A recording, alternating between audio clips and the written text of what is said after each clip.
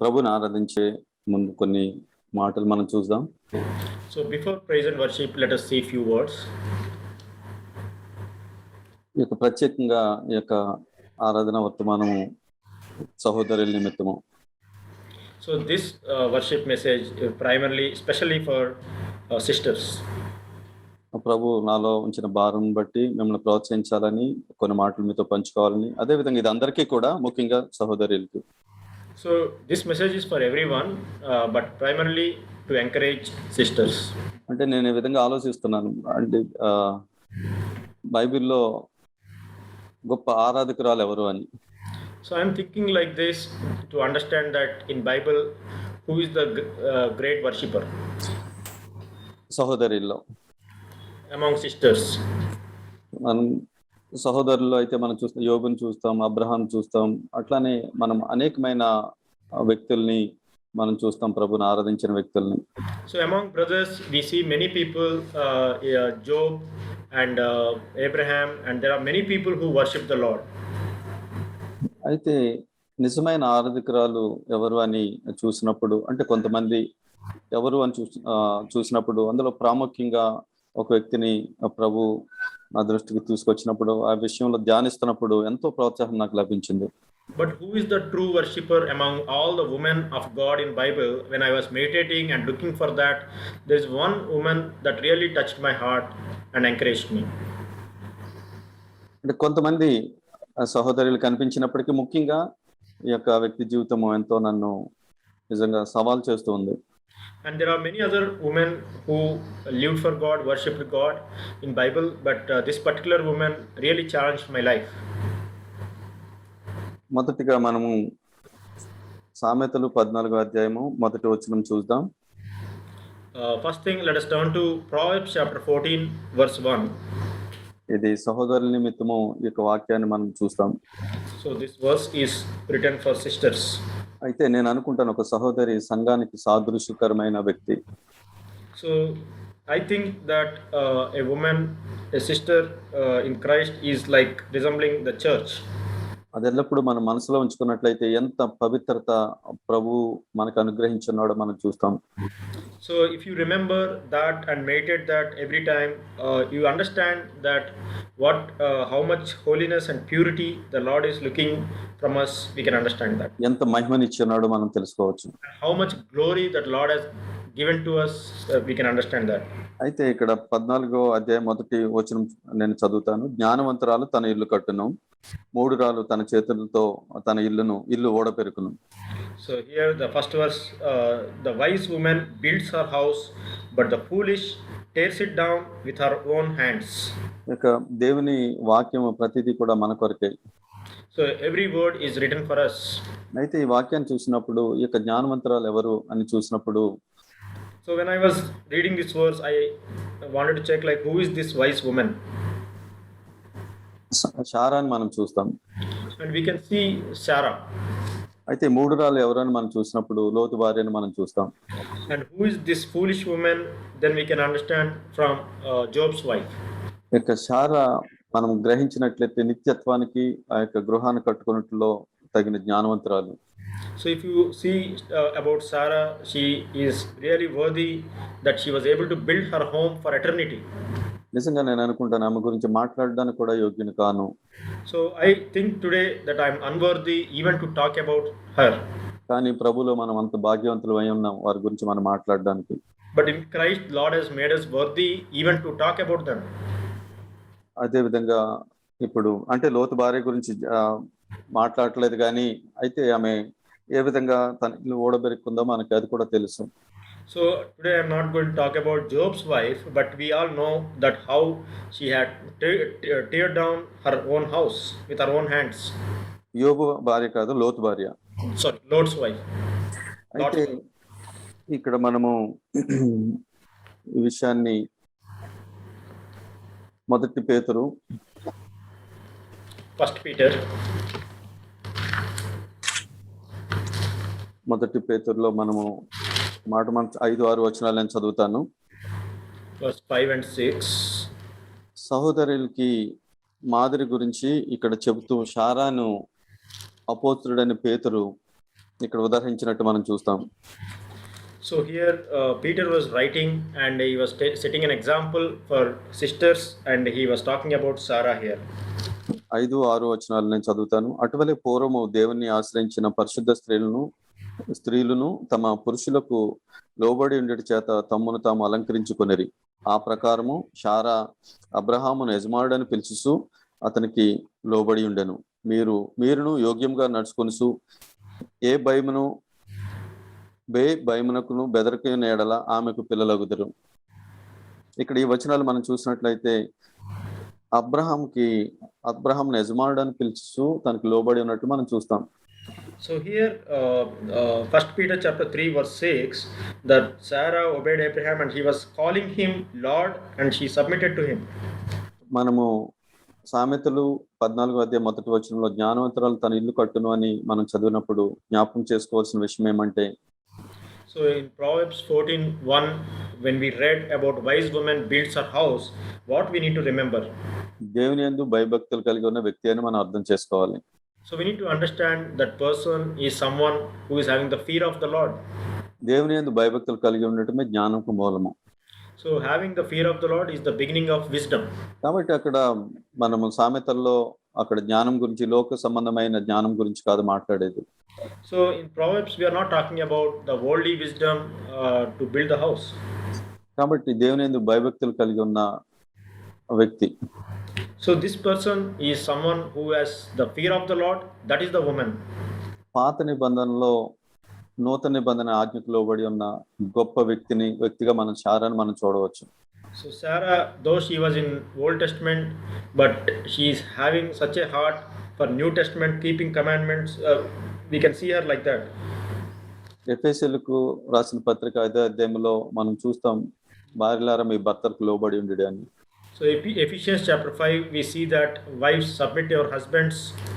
కానీ ఆమెకు అటువంటి ఆజ్ఞ అక్కడ లేనప్పటికీ కూడా ఆమె గురించి ఇక్కడ రాయబడి ఉందా, తన సొంత పురుషునికి ఏ విధంగా లోబడి ఉందో. So though that commandment at the time of Sarah, she doesn't have that commandment given to her, but still she obeyed Abraham and called him Lord. పరిశుద్ధాత్మ దేవుడు ఇక్కడ మనకి జ్ఞాపకం చేస్తున్నాడు, ఇక్కడ రాయించి ఉంచాడు అంటే ఇందులో ఎంతో అద్భుతమైన మహిమ ఉంది ఇక్కడ. So because Holy Spirit has inspired to be written like this here about Sarah, then there is so much glory there we need to see. కాబట్టి ఏ విధంగా లోబడి ఉందో చూసే ముందు మనము ఇంకొక మాట కూడా మనం చూద్దాం. హెబ్రీయులకు రాసిన పత్రిక 13వ అధ్యాయంలో. Before we see how she submitted to Abraham and obeyed Abraham, let us turn to Hebrews and see one verse. హెబ్రీయులకు రాసిన పత్రిక 13వ అధ్యాయం మొదటి వచనం. Hebrews chapter 13 verse 1. ఇక్కడ శారా పేరు ఇక్కడ లేదు, కానీ శారాని గురించి ఇక్కడ ప్రస్తావిస్తున్నాడు పరిశుద్ధాత్మ దేవుడు అని నేను అనుకుంటున్నాను. So I think that Sarah's name is not written here, but I believe that it is written of Sarah. సహోదర ప్రేమ నిలువరంగా ఉండనీయుడి, ఆతిథ్యం చేయ మరొకటి, దాని వలన కొందరు ఎరుగకే దేవదూతలకు ఆతిథ్యం చేసిరి. ఎంతో అద్భుతమైన వచనం ఇది. So here let love of the brethren continue. Do not neglect to show hospitality to strangers, for by this some have entertained angels without knowing it. So we can see this so wonderful, glorious thing. అయితే ఇందులో ఈ ఆతిథ్యం చేయడం గురించి చూసినట్లయితే దాని గురించి ఆలోచిస్తున్నప్పుడు, so being the hospitality, if you meditate on that, ముఖ్యంగా ఆ కుటుంబము, ముఖ్యంగా సహోదరుల గురించి మనం జ్ఞాపకం చేసుకున్నట్లయితే, if you remember especially about sisters, ఎవరైనా ఇంటికి వచ్చారు, అత్యంత బలహీనలైన ముగ్గురు, కొంతమంది సహోదరులు కానీ లేకుంటే ఎవరైనా బలహీనలైన వారు వచ్చారు, ఫ్యామిలీ వచ్చారు. So maybe some weak family or some brothers or somebody came to home. అత్యంత బలహీనులు. So the weakest among all. పెద్ద ఎన్నిక లేని వారు. So they are not really the great or chosen. భర్త అన్నాడు వీళ్ళకి ఫుడ్ అది ప్రిపేర్ చేయమని చెప్పాడు. So husband said prepare some food for them. ఎలా తీసుకుంటారు sister? So how the sisters are taking that? అది ప్రశ్నించుకోవడానికి, ఇదంతా కూడా మనము మన యొక్క జీవితాన్ని ప్రశ్నించుకోవడానికి ఈ వాక్యములు మన దగ్గర ఉన్నాయి. So all these verses they are given to us to question and examine our own lives. అయితే మనం ఏ విధంగా తీసుకుంటున్నామో అన్నది అది ఎంతో అద్భుతమైన ప్రశ్న. So how we are taking in that situation is a great question.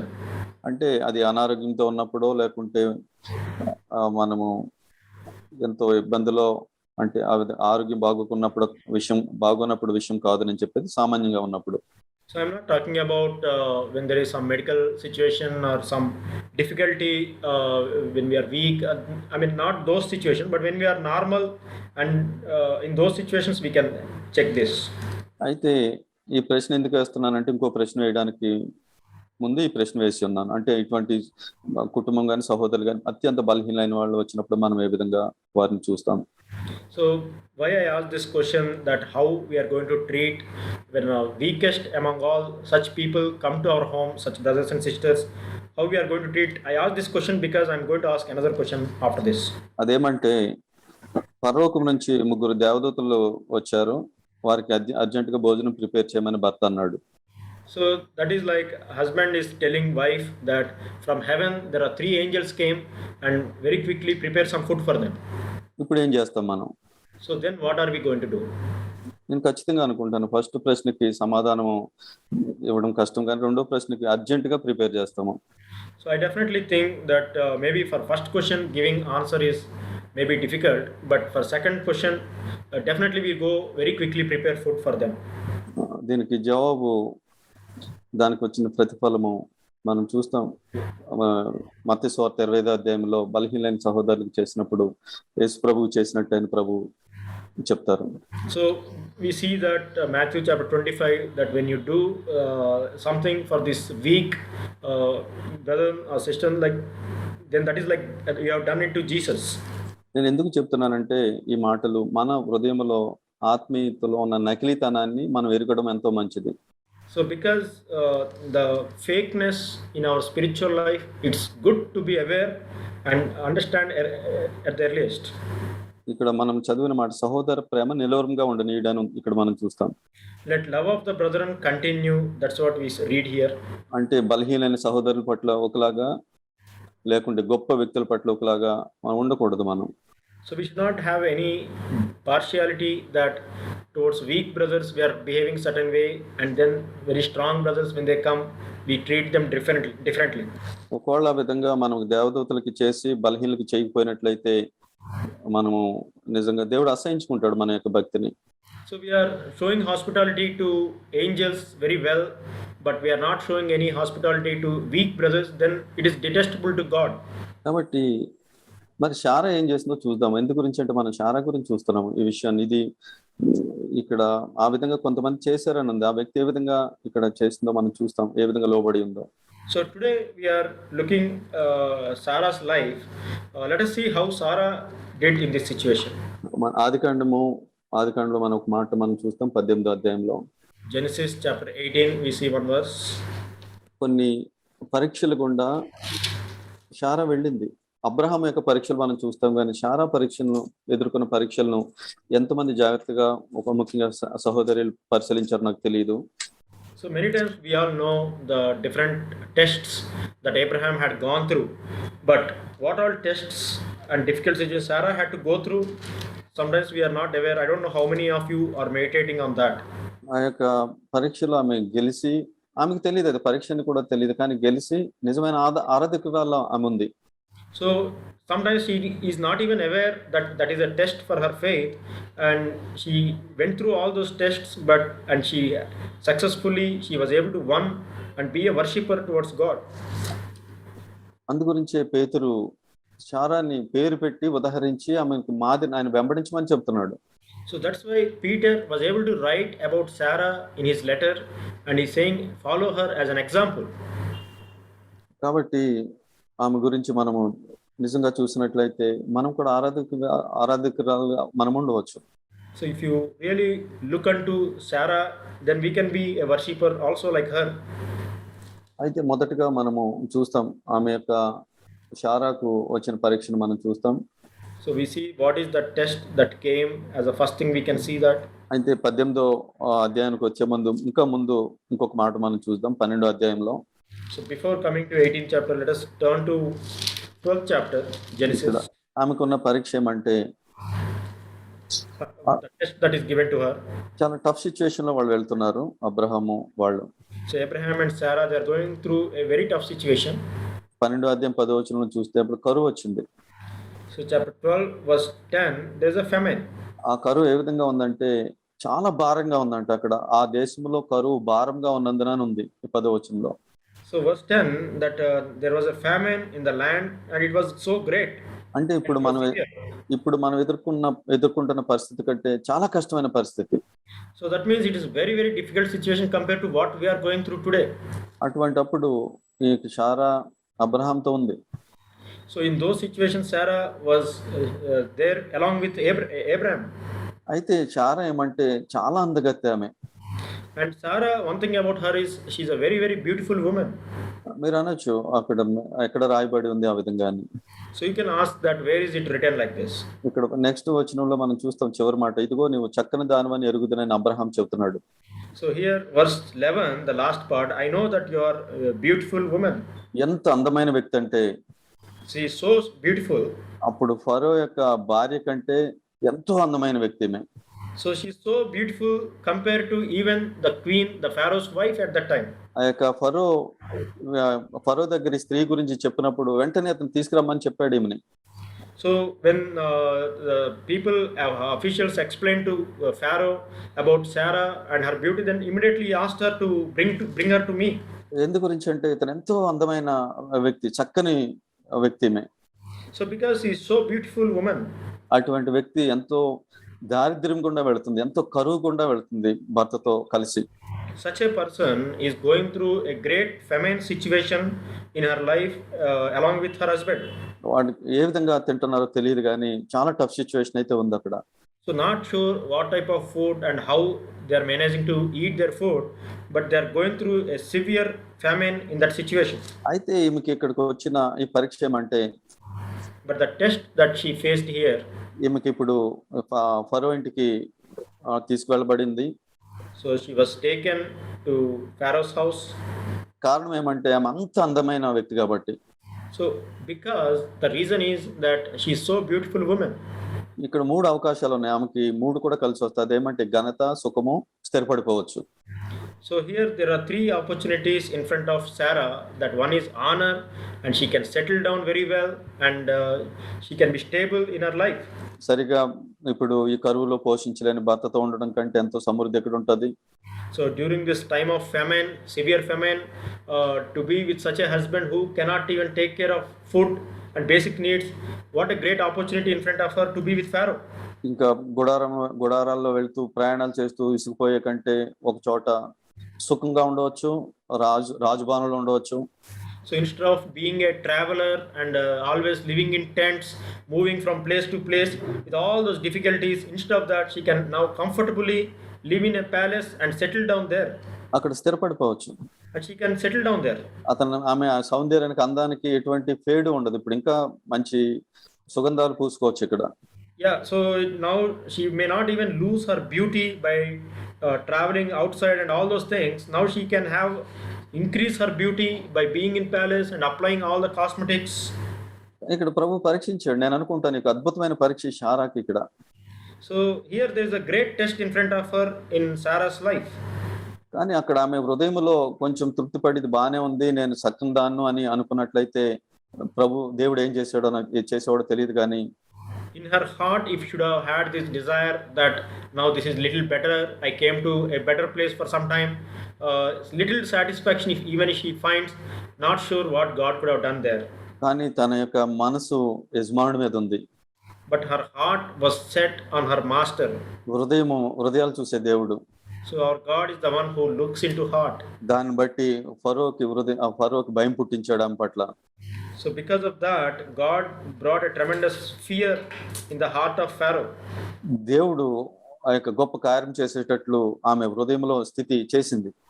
So the condition of her heart that made God to move to make such a situation in Pharaoh's life. కాబట్టి ఈ విషయంలో మనం కూడా పరీక్షించుకున్నట్లయితే ఎంత కరువులో ఉన్నాం, మన భర్తతో ఏ విధంగా వెళుతున్నాము ఇక్కడ మనం పరిశీలించుకోవచ్చు. if we also check our heart that what type of situation we are going through, along with how is our relation with our husband, and how are we walking with together, we can examine it like that. మనకి ఇటువంటి గొప్ప పరీక్ష రాకపోవచ్చు. చిన్న చిన్న పరీక్షలు మనకి అనుమతిస్తూ ఉంటాడు దేవుడు. So we may not face such a great test like this, but the Lord will allow the small tests in our lives. నిజంగా అందులో మనం ఏ విధంగా ఉన్నామో పరీక్షించుకోవచ్చు మనం. So in all those small tests, we can examine our heart that what is our true condition. నీ భర్తకి లోబడి భర్త మీదే నీ హృదయం ఉంటుందా, లేకుంటే ఏదైనా మనం ఇంకా మన కంఫర్ట్ ఎక్కడ ఉంటుందంటే యూట్యూబ్లోనో కొంతమంది చాలా మంది చెప్తా ఉంటారు, సిస్టర్ని ఇప్పుడు డిస్టర్బ్ చేయకండి బ్రదర్, యూట్యూబ్ చూసుకుంటున్నారు, ఫోన్ లో ఉన్నారని చెప్తారు. So many times today, these days, we may be focusing on YouTubes or phone calls, but let us examine that how is our heart, is it set on our husbands? కొంతమంది ఆ విధంగా ఉండే వాళ్ళు కూడా ఉంటూ ఉంటారు. So some sisters may be like that. వాళ్ళకి ఒకసారి కోపం కూడా వస్తుంది, వాళ్ళని అక్కడి నుంచి పిలిస్తే, యజమానుడు పిలిస్తే డిస్టర్బ్ చేయొద్దని కూడా కోపం కూడా వస్తుంది. If husband calls them to come out of that call or come out of that situation, sometimes wives may be getting angry also. అంటే హృదయం ఎక్కడుందో, దేనికి లోబడిందో పరిశీలించుకోవచ్చు ఇక్కడ సారాన్ని బట్టి మనము. So by looking at Sarah's life, we can examine our hearts, that where is our heart. మన phone కంటే లేకుంటే మనకున్న పరిస్థితుల కంటే ఎంతో గొప్ప ఆమె అదృష్టం ఆమెకి దగ్గరికి వచ్చేసింది ఇక్కడ. So here, compared to all these videos or phones and more than all these, there is a great comfort and opportunity in front of Sarah's life. కానీ ఆమె దరిద్రతలో ఉండడానికైనా ఆమె ఇష్టపడింది తన భర్తతో ఉండడానికి. But she was choosing and desiring to live in poverty along with her husband rather than being in palace. ఈ పరీక్షలో ఆమె గెలిచింది. And she overcame and she was victorious in this test. నిజమైన ఆరాధన ఇక్కడ మనం చూస్తాం, ఆమె దేవునికి ఆరాధకురాలా ఉన్నట్టు. So we can see her here in her life that she has been a true worshipper. మరొక పరీక్ష మనం చూద్దాం ఆదికాండం 18వ అధ్యాయంలో. Genesis chapter 18, we can see one more test. ఇక్కడ మనం చూస్తాం ఈమె ఇక్కడ ఈ సందర్భాన్ని మనము హెబ్రీయులకు రాసిన పత్రిక 13వ అధ్యాయము 1వ వచనంలో మనం చూసాం. So the same situation we have seen Hebrews chapter 13 verse 1, what we are seeing here in Genesis chapter 18. ఇక్కడ మనము అబ్రహాముకి దేవుడు ప్రత్యక్షమైనట్టు మనం చూస్తాం, అతను కనబడినట్లు చూస్తాం 1వ వచనంలో. So in first verse that we see that God appeared to Abraham. తర్వాత ముగ్గురు మనుషులు కనిపిస్తారు తర్వాత. So after that he sees 3 men. వాళ్ళు ఎటువంటి వాళ్ళో అబ్రహాముకి తెలియదు. So Abraham doesn't know what type of men these 3 people are. వాళ్ళ ఉపయోగం ఉంటుందో లేదో తెలియదు. He doesn't know there is any usefulness with these 3 men or not. అయితే వాళ్ళు ఎంతో సామాన్యంగా ఉన్నారు వాళ్ళు. But these 3 men look like a very ordinary men. ఎందు గురించి అంటే వాళ్ళు వాళ్ళ ఒంటెల మీద ఆహారం పట్టుకుని వెళ్తుంటే అబ్రహాం వాళ్ళని భోజనానికి పిలవనవసరం లేదు. So because if they are having a lot of abundant food on their camels, or if they are already carrying that, then Abraham doesn't have to arrange food for them. Abraham వాళ్ళని చూసినప్పుడు వాళ్ళకి ఆతిథ్యం ఇవ్వాలి అంటే వాళ్ళకి భోజనం పెట్టాలని మొట్టమొదటిగా వాళ్ళు కాళ్ళు కడుక్కొని భోజనం పెట్టడానికి వాళ్ళు పిలిచిన్నాడు. So when Abraham first time he looked at these 3 men, they were in such a appearance that immediately Abraham felt like inviting them to have some food. అతను బ్రతిమాలుకున్నాడు వాళ్ళని, వెళ్ళిపోవద్దు, ఇంటి దాటి వెళ్ళిపోవద్దు అని బ్రతిమాలుకున్నాడు. So he was really requesting them, please do not pass your servant by. He was requesting them to come inside. అయితే అది మంచిదే, brothers ఆ విధంగా చేయడం పెద్ద కష్టమేమి కాదు. So it is good to do for brothers like that, it's not so difficult. అయితే పరీక్ష ఏమంటే ఇక్కడ 6వ వచనంలో శారా కలిగింది పరీక్ష ఇక్కడ. So verse 6 is the test that came to especially for Sarah. Abraham వెంటనే కూడా ఇక్కడ ఈ వచనం చదువుతాను. అబ్రహాం గుడారంలో ఉన్న శారా యొద్దకు త్వరగా వెళ్ళి నీవు త్వరపడి 3 మానికల పిండిని తెచ్చి పిసికి రొట్టెలు చేయమని చెప్పాను. ఇక్కడ అబ్రహాము శారాతో చెప్తున్నాడు 3 మానికల పిండి తెచ్చి, అంటే అది చాలా ఎక్కువై ఉంటుంది. So here verse 6 that Abraham hurried into the tent to Sarah and said, quickly prepare 3 measures of fine flour, knead it and make bread cake. So maybe it's a lot of work for her. అది ఆమె పిసకాలి ఇప్పుడు. Now she has to keep pressing and prepare that food. అది ఏ విధంగా చెప్తున్నాడు అంటే చాలా త్వరగా చేయమని చెప్తున్నాడు. And very quickly do it, like that he was telling. ఎందు గురించి అంటే వాళ్ళు చాలా ఆకలిగానే ఉన్నారు వాళ్ళు. Because those 3 men are very very hungry. వాళ్ళకి నిజంగా ఎంతో సమృద్ధిగా వాళ్ళకి తృప్తిగా తన ఆతిథ్యం ఇవ్వాలని ఆశపడుతున్నాడు. And Abraham has a strong desire that abundantly, plenty way, he wants to quickly provide them some food. కానీ పరీక్ష ఇప్పుడు షారాకు వచ్చింది. ఈమె అర్జెంట్‌గా ఆమె పిసికి చేయాలి. ఆమె ఇవన్నీ కూడా రొట్టెని చేయడము మనకు తెలుసు, సహోదరులకు తెలుసు. అది ఒకవేళ చపాతీలు చేయడము మనం చూస్తాం. అది ఎంత కష్టమైందో అంత ఈజీ కాదు ఎక్కువ చేయడము. So all sisters, you know that how it's not easy job to for such three men to quickly make that, even that chapati flour. You have to crush it, press it, and do prepare that is not easy thing. కానీ ఆమె ఏం చేసిందో తెలుసా? But what she did, యజమానుడికి లోబడ్డది. she submitted and obeyed Abraham. బలహీనరాలైన స్త్రీ. She's a weak woman. తనకి పిల్లలు లేరు. She doesn't have children. ఎంతో ఆశతో ఉంది. So she has so much desperate desire. ఎంతో నిరుత్సాహం ఉండి ఉండవచ్చు ఆ విషయంలో. Maybe she is going through some discouragement situations. అనేకమైన పరిస్థితుల్లో ఎంతో అందమైన వ్యక్తి. ఈమె అనేకమైన పరిస్థితుల్లో అవన్నిటిని విడిచిపెట్టి యజమానుడిని పట్టుకుండి కూడానే వెళ్తుంది ఆమె. She is so beautiful woman, but still she was clinging to her Lord, her master Abraham, her husband, and then she was following him and going through these situations. ఇటువంటి పరిస్థితుల్లో అతను వచ్చి విధంగా త్వరగా క్విక్గా చేయమని అతను అంత కృతం ఏమీ లేదు, వస్తారు, ఆహ్వానం లేదు, ఏమీ లేదు, కానీ వీళ్ళకి త్వరగా చేయమని అడుగుతున్నాడు. So in such a situations, even without checking anything, immediately Abraham came and said, quickly prepare this. అయితే ఆమె వాళ్ళు ఎవరో చూసి వస్తానని కూడా అనలేదు ఆమె. So she didn't even say that what people are these, what type of people, nothing she asked. వాళ్ళు దేవదూతలా లేకుంటే బలహీనలైన వాళ్ళ అని కూడా చూడదు. ఎవరైనప్పటికీ కూడా అంటే ఎంత నిలువరంగా ఉందో ఆమె ప్రేమ ఇక్కడ మనం చూడవచ్చు. So she didn't even question that are they like angels or are they like weakest of men or who are they. Nothing she checked. Immediately she is ready to provide the hospitality. నేను కూడా ప్రశ్నించుకుంటూ ఉంటాను ఈ విధంగా. So I also question myself like this. ఎవరినో ఒక బలహీనుడైన సహోదరుడు అవసరంతో ఉండి మీ ఇంటికి అంటే వాళ్ళకి భోజనానికి ఆహ్వానించడానికి నాకు ఏ విధంగా ఉంటుంది? So if there is a weak brother, how do I feel if I have to invite him for a meal? లేకుంటే ఎల్డర్స్‌నో లేకుంటే దైవజనులో ఇన్వైట్ చేయడానికి ఏ విధంగా మనం తీసుకుంటాం? And how do we take if I have to invite a great godly man? మనకు తెలుసు, నేనెంత బలహీనుడి విషయంలో నేను చెప్పగలను. So I can say that in this area how weak I am. కానీ నేను హానెస్ట్‌గా వర్కౌట్ చేయాలి దాన్ని. But I need to be honest, I need to work out in that area. కాబట్టి సహోదరులు కూడా ఆ విధంగా వర్కౌట్ చేయొచ్చు. So even sisters, you can take this and you can work out in your own life. అందు గురించి ఆమె గురించి మనం నేర్చుకోవడానికి దేవుడు ఇది పెట్టాడు. మనం బలవంతులమని ఆమె కంటే గొప్పవాళ్ళం మనం ఇందు గురించి కాదు. ఆమె ద్వారా మనం నేర్చుకోవచ్చు, ఆమెకు వారసులం కావచ్చు మనం.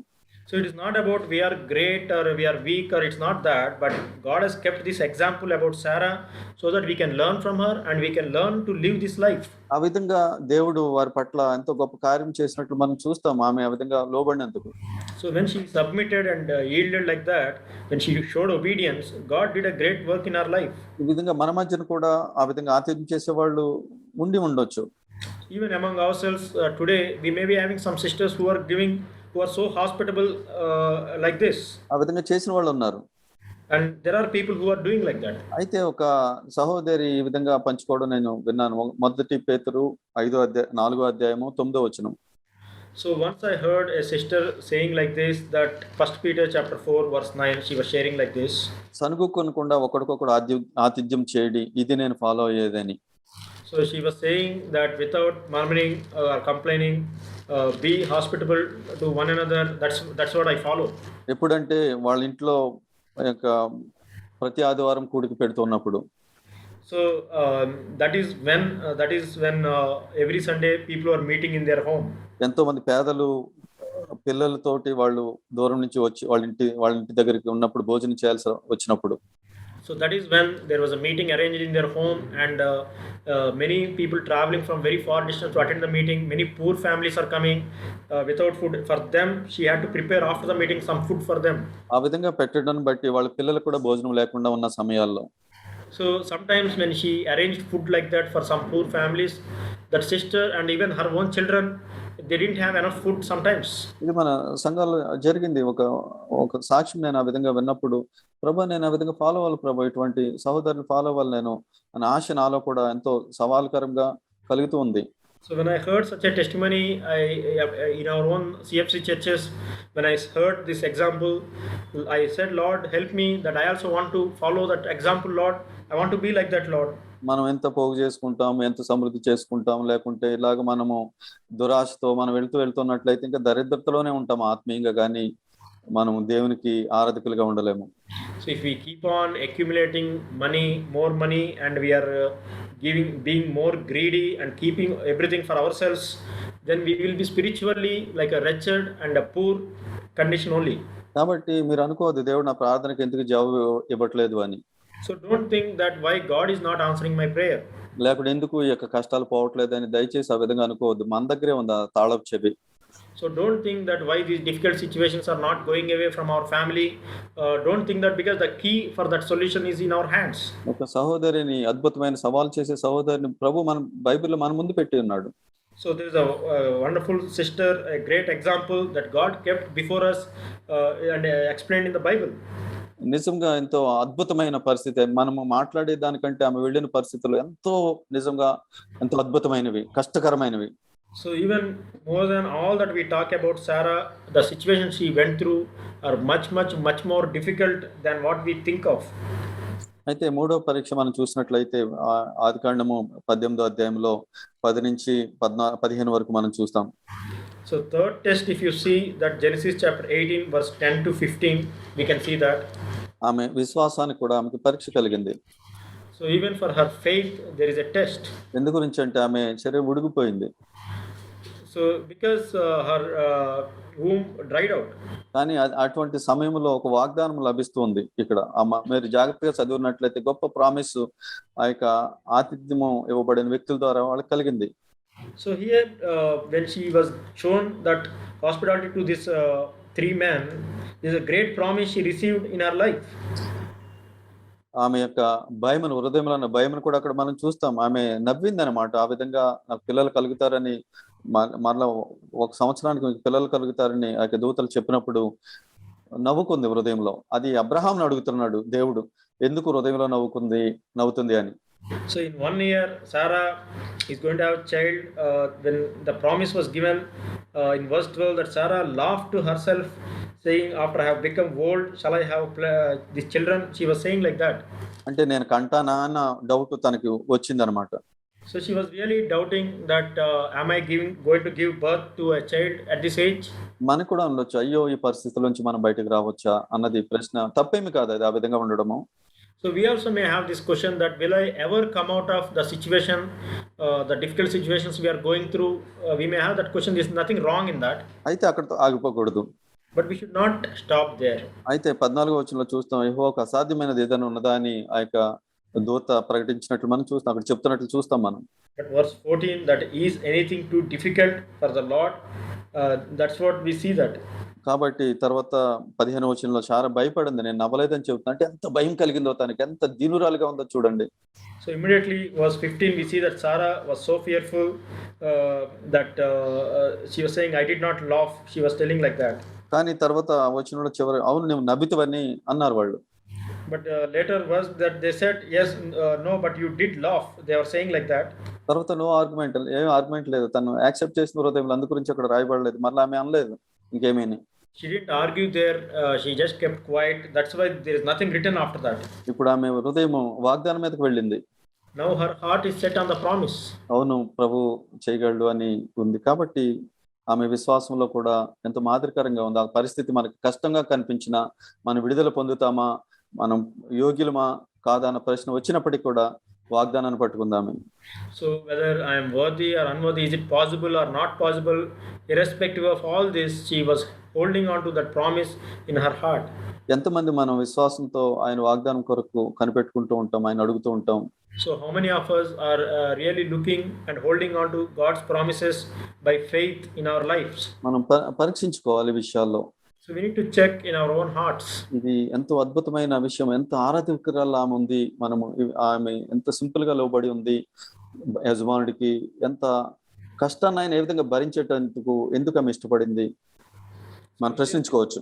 So we can check that how she obeyed Abraham, she submitted to her husband, and in all those difficult situations also how she lived through all those situations and worshipped the Lord. We can see that. కాబట్టి ప్రభు మనకి ఇప్పుడు అనుమతిస్తున్న ఈ పరిస్థితిలో వెళ్తున్నప్పుడు ఏ విధంగా మనం ఉన్నాం? So today, when Lord is allowing different situations in our lives like this, how we are responding to that? అంటే కరువులో వెళ్తున్నాం కాబట్టి ఇంకా సౌఖ్యం ఏదైనా దొరికితే బాగుండు అనుకుంటున్నామా? So because we are going through some famine situation, maybe some better comfortable situation, if I find that is better, are we thinking like that? లేకుంటే ఎవరికన్నా ఇబ్బంది లేని సహోదరులను చూసి లేకుండా ఫ్యామిలీని చూసి అసూయ పడుతున్నామా? వాళ్ళ పనే బాగుంది, మన పని ఎందుకు బాగోలేదు అని ఆ విధంగా ఉంటున్నామా? Or when we are going through difficult situations in our family life, are we looking at other families and thinking that they are so comfortable, there are no difficult situation for them, why only for us? So are we really feeling jealousy like that? లేకుంటే ఇంత సౌందర్యవంతురాలని, ఇంత నేను మంచిదాన్ని, నీ వల్లనే ఈ విధంగా నేను ఫేడ్ అయిపోతున్నానని అన్న సనుగుడు ఏమన్నా ఉందా? వృధాతిశయం ఉందా? So is there any complaining or murmuring that I am so beautiful woman, but I married you, but because of all these difficult situations, even I am losing my beauty? Is there any such inner complaints like that? లేకుంటే యజమానుని నేను హత్తుకొని ఉండాలి, ప్రభు నాకు ఇచ్చిన ఏకైక ఈ యొక్క భాగ్యం, నాకు శిరస్సు, నేను సావైనా బ్రతుకైనా నేను దేవునికి మాటకు నేను లోబడతాను, అదే జ్ఞానం అంటే. ఆ విధంగా మనం లోబడి ఆయన ఆజ్ఞని నెరవేరుస్తాననే తీవ్రత మనలో ఉంటుందా? Or are we really accepting that the Lord has brought this person as a husband in my life, and whether it is a life or a death, I will be with him, I will cling to him, he is my Lord and is my head, and I will submit to him? That are we living like that? ఇతర సహోదరులు నన్ను చూసినప్పుడు నిజంగా నా యొక్క ఆత్మీయ జీవితాన్ని బట్టి వాళ్ళు ప్రోత్సహించబడుతున్నారు, నేను కలిగి ఉన్న ఆత్మ ఆ సువాసనగా ఉంటుందా? ప్రశ్నించుకోవాలి మనం. So we need to really question ourselves that the spirit that I'm bringing in the church, that am I having that sweet fragrance through my life? We need to question like that. కాబట్టి ఆమె విశ్వాసము కలిగి ఉంది. అటువంటి నిరీక్షణ లేని సమయంలో ఒక సహోదరి నిజంగా ఎంత అవమానం అది, బిడ్డ లేకుండా ఉడికిపోయిన టైంలో విధంగా ఉన్నప్పుడు నిజంగా ఆమె ఎంత సింపుల్ గా ఉంది, ఎంత భయం కలిగి ఉంది హృదయంలో దేవుని పట్ల. So this woman Sarah, that she passed the age of giving childbirth, and she is now it's a great insult for her also. It's a shame to face others, her people around, but in such a situations also she trusted God and she clung to him. నిజంగా ఎంత అద్భుతమైన సవాల్కరమైన జీవితం కదా శారా జీవితం. But what a challenging life to look at Sarah's life. అందు గురించే పేతురు చెప్తున్నాడు ఆమెని అనుకరించమని. So that's why Peter was asking us to take Sarah's life as an example and follow her. అదే విధంగా అటువంటి సహోదరులు మన సంఘాల్లో ఉన్నప్పుడు వారిని మనం అనుకరించవచ్చు. So such a sisters also we can see in our own churches. We can take them also as our examples. ఆతిథ్యం ఇచ్చేవారుగా ఉండవచ్చు మనం. And we can be of those who are hospitable to others. సంఘం కట్టుబడడానికి సహోదరుల పాత్ర ఎంతో అద్భుతమైంది. So in the building of the body of Christ, there is a great role for all the sisters. పరలోకం వెళ్ళిన తర్వాత మనం అనేక మంది సిస్టర్ని చూసినప్పుడు ఆశ్చర్యపోతాం మనం. So when we go to heaven, when we see there are many sisters, we will be amazed through their lives. అయితే సంఘాన్ని పాడు చేసిన సిస్టర్ కూడా మనం చూస్తాం ప్రకటనలో తుయతైరా సంఘం గురించి. So but there is a woman also who spoiled the church. We can see that in Revelations, the church of Thyatira. అక్కడ ఆ పెద్ద యొక్క భార్య జెజబెల్ కింద అక్కడ ఉంది మనం చూస్తాం. The elder's wife was sitting like a Jezebel. అంటే ఆమె దృష్టిలో ఆమె స్పిరిచువల్ గా ఎంతో రిచ్ ఆమె. That means she is having very high thoughts, that she is so spiritual compared to others. ప్రవక్తని అనుకుంటుంది ఆమె. She is thinking she is a prophetess. కొన్ని సంఘంలో కొన్ని decision తీసేసుకుంది. She is making decisions without consulting others on her own. కొంతమంది wrong decision తీసుకునేటట్టు ఆమె పురుకొల్పింది ఆమె. And she is leading others and making others to take wrong decisions in the church. Such a way she is influencing. కాబట్టి హెచ్చరిక ఇది మనకి. So it's a great warning for us. కాబట్టి మనం ఎంతో బలహీనులము. So we are so weak. కాబట్టి మనం ఎటువంటి మాదిరిని చూస్ చేసుకోవాలో బైబిల్లో మనకు ఇవ్వబడింది free will. So we have a choice in Bible. There are many examples. What type of example you want to take and follow is your choice. కాబట్టి మనం దీనత్వంతో ప్రభు యొద్దకు వద్దాం. So let us humble ourselves and come to the Lord. ప్రభు సంఘాన్ని మనం కట్టేవారుగా ఉండవచ్చు. So we can be of those who are helping to build the church, లేకుంటే కుటుంబాన్ని కానీ సంఘాన్ని కానీ స్పాయిల్ చేసేవారు కానీ ఉండవచ్చు.